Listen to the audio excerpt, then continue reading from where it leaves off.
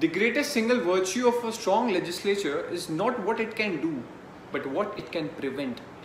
Hello दोस्तों, मेरा नाम अंकित उज्ज्वल है और आज जिस टॉपिक को हम डिस्कस करने वाले हैं वो है कॉन्सेप्ट ऑफ इंक्वेस्ट।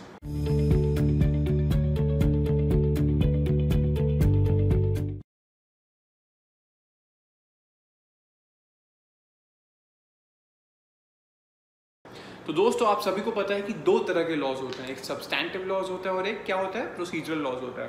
तो जो सीआरपीसी है, कोड ऑफ क्रिमिनल प्रोसीजर है, वो किससे डील करता है? वो डील करता है प्रोसीजरल लॉज से।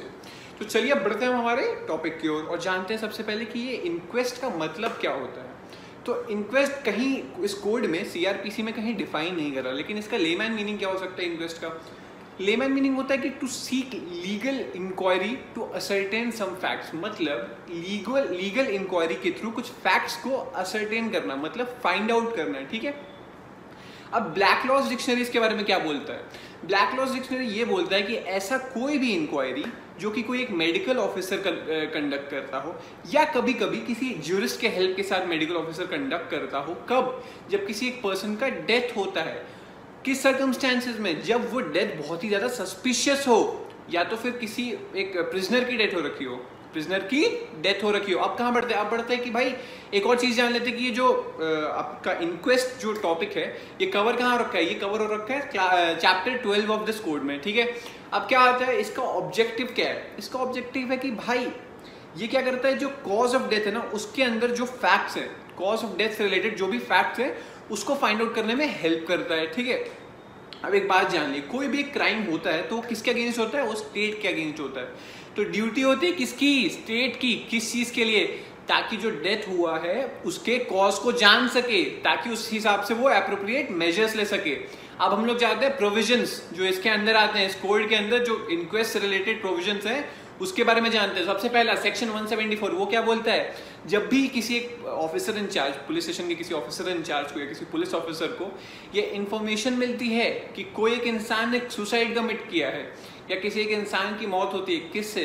किसी और इंसान से, किसी और इंसान ने उसकी डेथ की हो, किसी एनिमल की वजह से उसकी डेथ हुई हो, किसी मशीनरी की वजह से डेथ हुई हो, या उस इंसान की डेथ किसी एक्सीडेंट की वजह से हुई हो, या किसी एक इंसान की डेथ हुई हो और वो डेथ बहुत ही ज्यादा सस्पिशियस हो और बहुत डाउट्स रेज कर रहा हो, उस केस में पुलिस ऑफिसर का काम क्या होता है? उस केस में पुलिस ऑफिसर का काम होता है कि वो जो नियरेस्ट एग्जीक्यूटिव मजिस्ट्रेट हो उसको इन्फॉर्म करे और जो प्लेस है जहां पे क्राइम हुआ है वहां जाए और उस मैटर को इन्वेस्टिगेट करे और उस मैटर को रिपोर्ट करे। वो इसी रिपोर्ट की बात करो, इस मैटर को रिपोर्ट करे।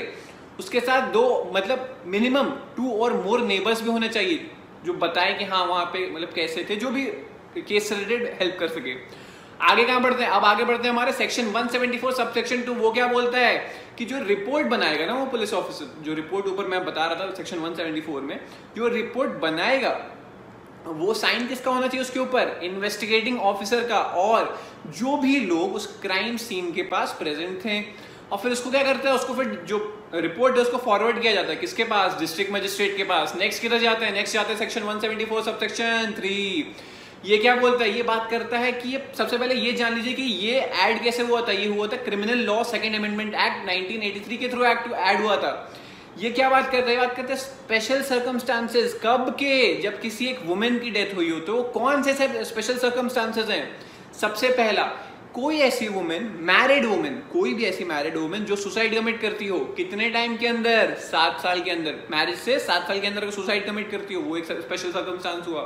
दूसरा, जो मैरिड वुमेन है, यहाँ स्टिल मैरिड वुमेन जिसकी डेथ होती हो 7 साल के अंदर, और ऐसा है मतलब ऐसा सस्पेशन रेज होता है उसकी डेथ से कि कोई और पर्सन ने उसकी डेथ की हो। 7 साल के अंदर किसी मैरिड वुमेन की डेथ होती है और इस केस को देख के ऐसा लगता है कि किसी और पर्सन, मतलब किसी और ने उसकी डेथ की हो, ऐसा खुद से कोई रीजन से नहीं डेथ हुई हो, अननेचुरल कॉज की वजह से उसकी डेथ हुई हो। तीसरा, किसी भी एक मैरिड वुमेन की डेथ हुई हो 7 साल के अंदर शादी के, और उस वुमेन के किसी रिलेटिव ने उस चीज को रिपोर्ट किया हो। चौथा, कि जो डेथ है उसको देख के बहुत डाउट रेज हो रहा है कि कुछ नॉर्मल डेथ नहीं है, कुछ तो अननेचुरल हुआ है इस डेथ में। ठीक है।